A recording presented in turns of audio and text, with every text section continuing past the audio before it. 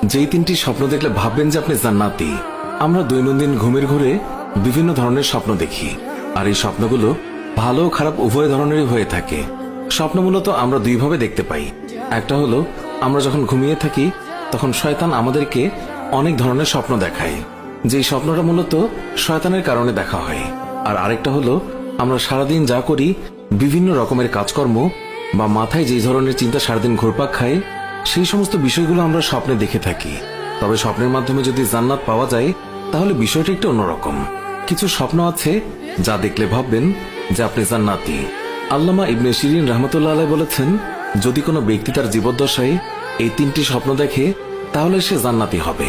কারণ যারা জান্নাতি হবে আল্লাহ পাক তাদেরকে এই স্বপ্নগুলো দেখান। আর এর পেছনে আল্লামা শিরিন রহমতুল্লাহ আলাইহি তিনি প্রত্যেকটি কথায় হাদিসের উদ্ধৃতি দিয়েছেন এবং তা ব্যাখ্যাও করেছেন। রাসূলুল্লাহ সাল্লাল্লাহু আলাইহি ওয়াসাল্লামকে স্বপ্নে দেখলে, কারণ রাসূলুল্লাহ সাল্লাল্লাহু আলাইহি ওয়াসাল্লাম বলেছেন, যে ব্যক্তি আমাকে স্বপ্নে দেখলো সে যেন আমাকে বাস্তবে দেখলো, কেননা শয়তান কখনো আমার সুরত বা আকার আকৃতি ধারণ করতে পারে না।